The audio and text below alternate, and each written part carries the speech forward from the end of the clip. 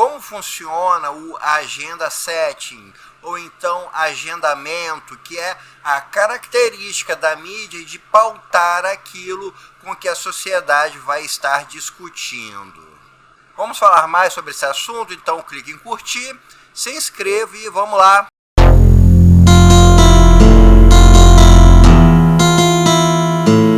A teoria do agenda setting é o ponto mais atual, ou um dos mais atuais, de uma longa discussão referente à mídia e como a mídia afeta a sociedade, de se ela realmente teria um poder hegemônico em cima da população.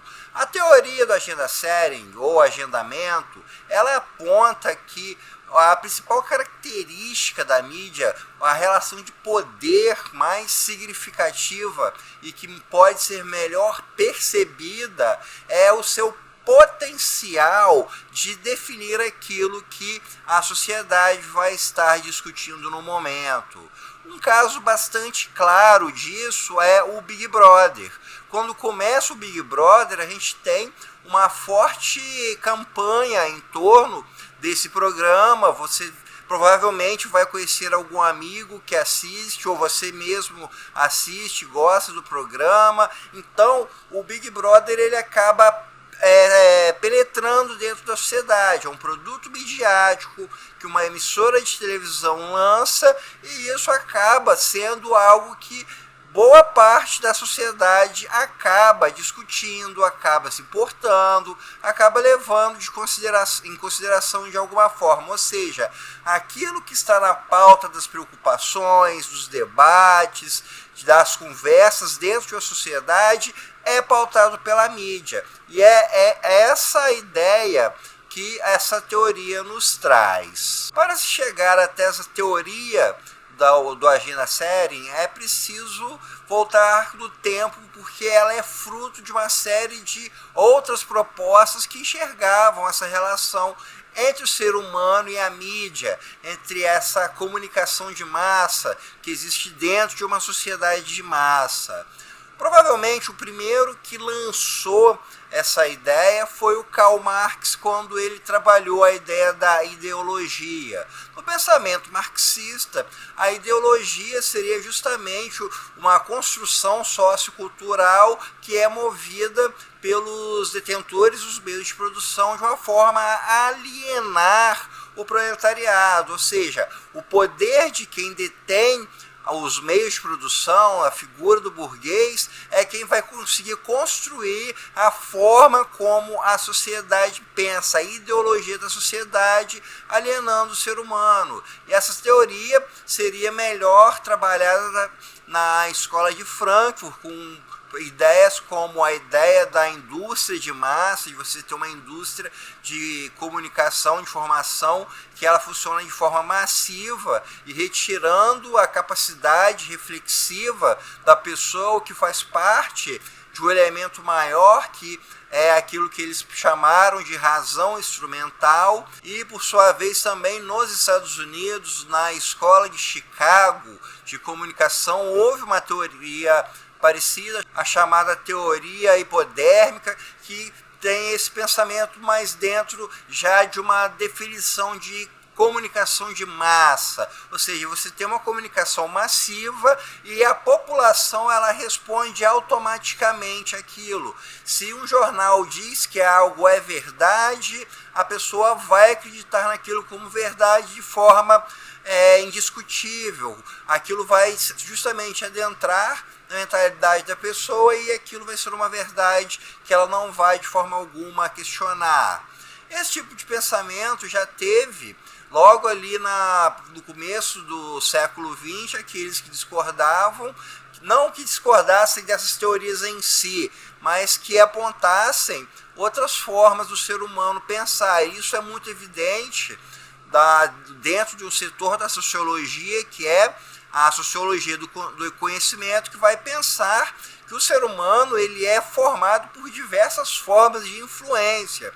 Então o pensamento humano não é pautado única e exclusivamente por uma mídia. Existem outros elementos que fazem parte dessa formação, como família, amigos, a cultura na qual essa pessoa está inserida, etc.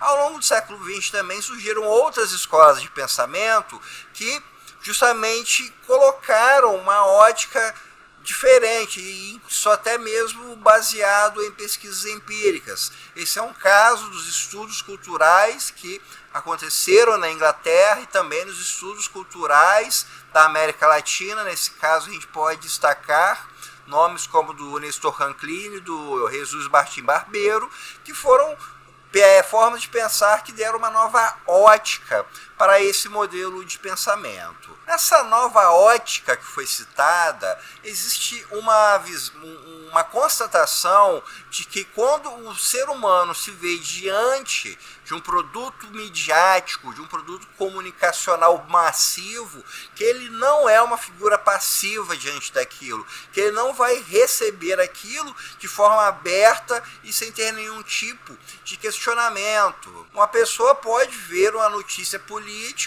e ter uma interpretação diversa, uma interpretação de uma forma diferente. Vamos pegar um caso bem básico, vamos pegar pensamento político de esquerda, pensamento político de direita.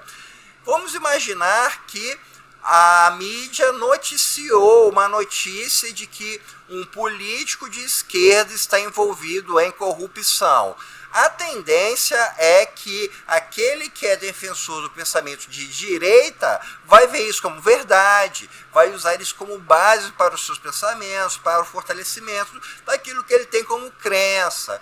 Já aquele que for de esquerda vai considerar que a informação é mentirosa, que a imprensa está aumentando o fato, então vai tentar descobrir alguma forma de acreditar que aquilo não é verdade. Por quê? Porque a base política de cada pessoa vai justamente fazer com que ela tenha um tipo de reflexão em cima desse produto comunicacional. O mesmo pode ser dito da publicidade. O fato de empresas lançarem campanhas de publicidade não necessariamente tornam seus produtos altamente consumíveis. Digamos que uma empresa faça uma propaganda massiva de um chocolate. O consumidor vai e compra aquele chocolate e não gosta, acha o sabor ruim. Então, ou seja, o gosto pessoal mudou o que um produto comunicacional tentou passar. Então, essa visão que foi surgindo a partir ali da década de 1960, 1970, foi justamente uma contrapartida a essas teorias que pensavam no ser humano indefeso com relação à comunicação de massa, que viam que as características sociais, as características econômicas, as características históricas, tudo isso influencia em como ocorre essa percepção e como vai surgir uma opinião em cima desse produto comunicacional de massa. Então, a teoria do agendamento foi o que veio a surgir logo após toda essa série de discussões.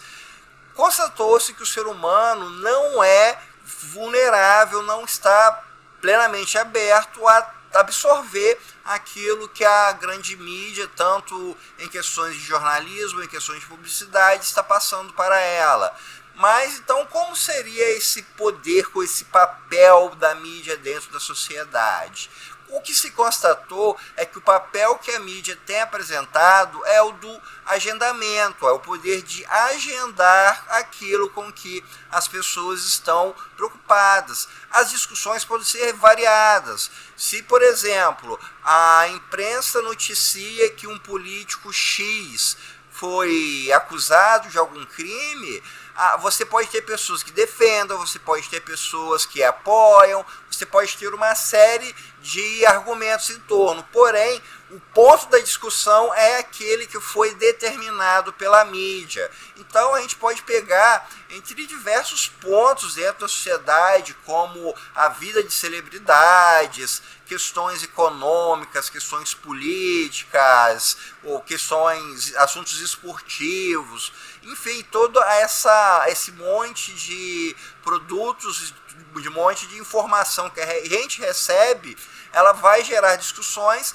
mas a pauta daquilo que é o importante é algo que ainda é definido pelos grupos que detêm o controle sobre as empresas de comunicação, seja na área de jornalismo, seja na área de publicidade ou em qualquer outra área da comunicação. Então, pessoal, isso é tudo por hoje. Espero que vocês tenham gostado e até o nosso próximo encontro.